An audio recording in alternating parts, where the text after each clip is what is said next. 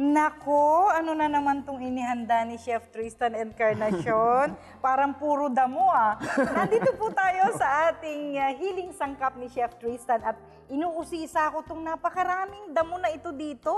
Ito po yun. Tag-ulan na kasi kaya ang dami mo. Ito po may pansit-pansitan. Oh, yeah. Yan, di ba? At dun sa mga hindi nakakakilala sa pansit-pansitan, ako itinatanim lang po yan ng mga ibon. At pagka tumubo na po yan, pwede niyong paramihin kasi may mga itim na maliliit parang nunal na buto ito no? Doon sa kanyang sanga. At yan po ay pwedeng itanim sa lupa. Kusang tutubo yan. Ito ay hindi pa yan, Chef. Itong may itim-itim na, yan. No? Okay. At dahil hydrating nga pala ang kailangan nating i-prepare para sa ating mga pasyenteng may almoranas, very hydrating po ang pansit-pansitan. Pansit-pansitan. Diba? And of course, yung mga other greens po na ginamit natin dito. Katulad like ng lettuce, hydrating. Pero may gumamela, Chef. Andito po. Ito pong pulang ito ay gumamela po ito oh. Masarap yan. Edible naman po lahat. Edible po at matamis-tamis ang gumamela, Chef Anong tawag mo dito sa luto natin na to? Lettuce sa pound po, kumbaga yung nagsasalo po ng gano'n. And then, Con gumamela, con blue pea, may blue pea pa po. Yung mga local herbs natin, locally grown na mga herbs. And, parang usbong ng parang usbong ng mais ba ito? Mais po. Yeah. Usbong ng mais? Yung Ito sprout po niya. ay hindi pa po lumalaki yung mais. Hindi pa po. Sprouts lang po ito. Bago po kayo malason, ako muna. Kaya tinitikman ko na po kaagad-agad. So masarap din siya. Opo. At dahil usbong lang siya, ay hydrating. Kaya lang sayang hindi mo hinintay mamunga. Nilagay mo na kaagad dito sa recipe natin.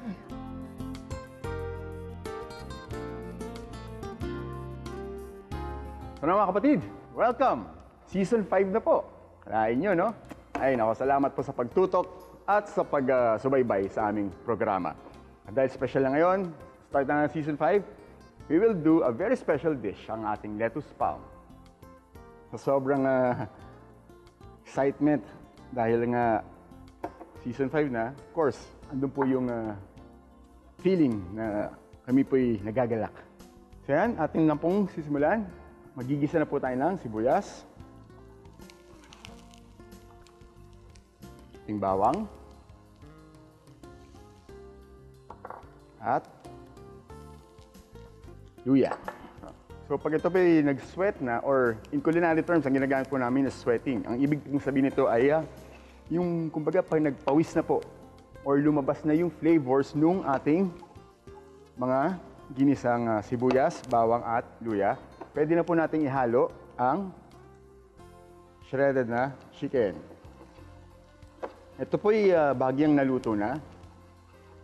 Well, obviously, pag hilaw pa po, mas mahihirapan po kayong i-shred. So, I prefer or better po is partially cook it through boiling. Yung kalimitan na paggagawain ng mga sandwiches or mga hinahalo sa ibang recados, yung lutong manok na, ganun po ang inyong gagawin. So, since luto na po yung ating meat, you can now add yung ibang recado, tulad po ng carrots or Tagalog, carrot. Pwede po tayo mag-add ng konting cucumber, of course, and then yung ating alugbati.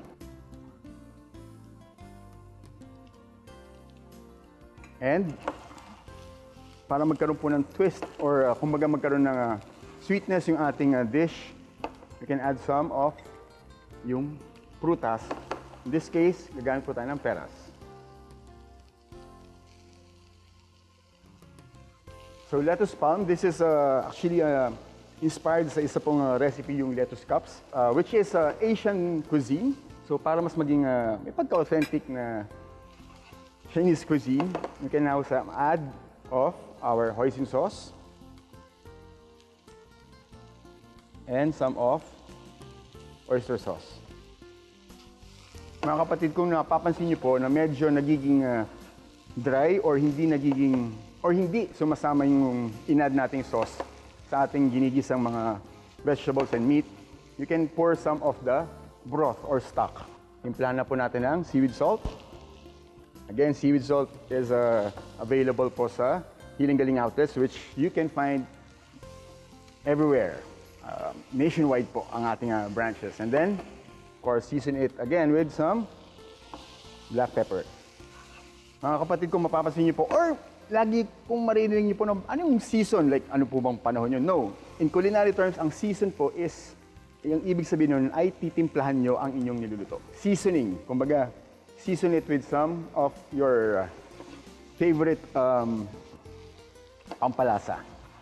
And another trick here is, kung mapapansin niyo po, I'm using some of the vegetables here para makuha po yung ibang sauce or ibang nilagay po natin sa kawali. Yan na po, we're ready to assemble. Turn off the heat, turn off the fire, and then, lastly, maglalagay po tayo ng sesame oil. For the sesame oil po, I suggest you put it on the last part or kumbaga sa huling bahagi po na inyong pagluluto. Pag ito po yung nilagay nyo sa unang bahagi, may tendency po siya maging maanta or maging rancid. Then make sure na it is well tossed, kumbaga nahalo pong mabuti. Then to assemble, kailangan po malinis ang inyong mga kamay. We have some of our mixed greens. Mixed greens po, kung mapapansin nyo, or ano ba ang mixed greens? Ito po yung mga varieties or mga pinaghalo-halong mga gulay, mga lechugas, mga anything that is locally available po. Alam mga kapatid, this is very simple. Para lang po kayong gumagawa ng lumpia.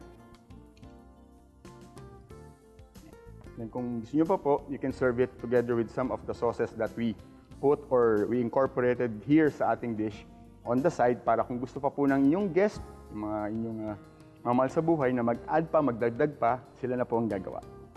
Yan. I prefer serving it na open face para makita nung inyong guest kung anong kakainin nila. And then from there, sila na po magbabalot o mag-wrap and then straight from their mouth. And of course, to guarantee kung anong magiging reaction din o para malaman ko na rin ahead of time kung anong magiging or anong sasabihin ng ating guest. So, ito na. Again, here at the season 5, kaya kain na rin ako.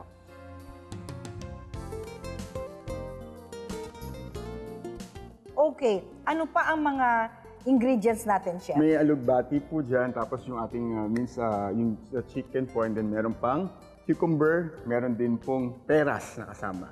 Ayun. Kaya pala may tanong. Ano po yun, Doktora? Alam mo yung tanong tungkol sa peras eh. Sige po. Tingnan mo to. Good morning, Chef Tristan. Paano po ang papanatiling sariwa at hindi nangingitim ang binaltang peras? Salamat po. Paano daw mapapanatiling sariwa ang peras para daw hindi mangitim? May sagot ako eh. Abay, ubusin mo kaagad.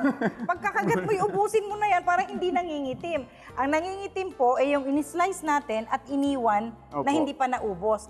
Yun ang assignment mo ngayon. Paano mo mapiprevent na mangitim yung peras? So, ang gagawin po natin, Doktora, sa ating kapatid na nagtanong, ilalagay niyo lang po siya or ibababad sa acidulated water. Meaning, tubig po, tapos lalagay niyo siya ng konting acid like Kaya vinegar. acidulated. Kasi may acid. May acid po. Pero acid na nakakain. Katulad ng... Yan po, yung mga lemon, Hindi acido, lime. Hindi po. Kalamansi, vinegar, para lang po magtagal. Yan. Hindi naman po yung hindi talaga mangitim, pero mas May tatagal tubig, po. may tubig, napipigaan po ninyo either calamansi or dayap Apo. or lemon. Yan. Or vinegar. Apo. Pwede, Lalagyan no? lang po. Tapos, gaano katagal yun na hindi mangingitim? Siguro it would take even an hour po. Isang oras lang. Oras po. Pero slowly pa rin po, siyempre, nag-deteriorate. Kaya po maganda is, ubusin na kainin. Mas maganda yung una kong payo. Huwag din po magtira. Huwag po, sayang din naman po. At ang isa pa doon, Chef, ang very alkaline na kondisyon ng peras ay magiging acidic na kasi binabad mo na sa acid. Opo. 'Di ba? Kaya mas maganda po na i-consume na kaagad. Ubusin na Huwag kaagad ng sayangin. peras Opo. at mapapakinabangan po natin ang hydrating properties nito at yung kanyang alkalinity ay maganda lalo na para sa mga taong acidic na ang system. 'Di ba? Ayan, katulad ng may isang kilala ko po. Kaya papaalalahanan kayo ni Chef, di ba? Yun po. Okay. So you can follow us po sa ating Instagram account, ang Wellness Chef HG, ang healinggaling.ph at ang ating Facebook account, ang Healing Galing Official. At kung gusto nyo po kami pag-usapan ni Doktora, ang show, make comments and suggestions kung ano pa po yung gusto namin or gusto nyong aming I-discuss. i-discuss ang hashtag Healing Galing. Ang galing! Okay. Magpapatuloy po ang Healing Galing sa TV. Nagpe-penetrate yung vinegar na kasama doon sa pinakuluan mo at sasalubungin niya yung Healing Galing oil doon. So yung combination ng steam ng vinegar at saka ng Healing Galing oil ang nagpahupa sa pamamaga ng almoranas mo. Almoranas na nagpahirap sa isa nating kapatid. Gumaling sa tulong ni Dr. E. Ang Healing Galing sa TV ay magbabalik pa, kapatid, kaya tumutok.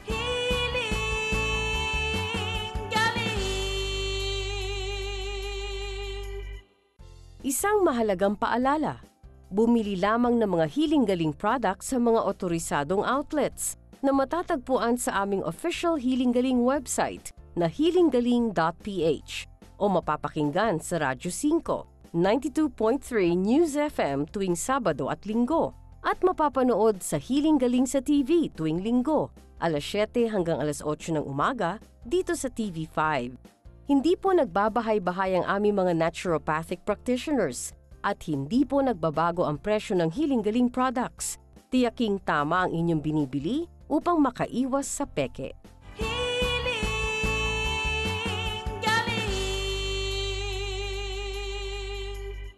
Ngayong umaga po, mga kapatid, ay tatalakayin natin ang karamdamang leukemia. Isa po ito sa top 5 cancer killers sa bansa. Isa siyang grupo ng cancer cells na nagsisimula sa bone marrow, mga kapatid, no? Ang bahagi po ng ating katawan na nagpo-produce ng dugo. Samahan si Dr. E tuwing Linggo, alas 7 ng umaga sa TV5.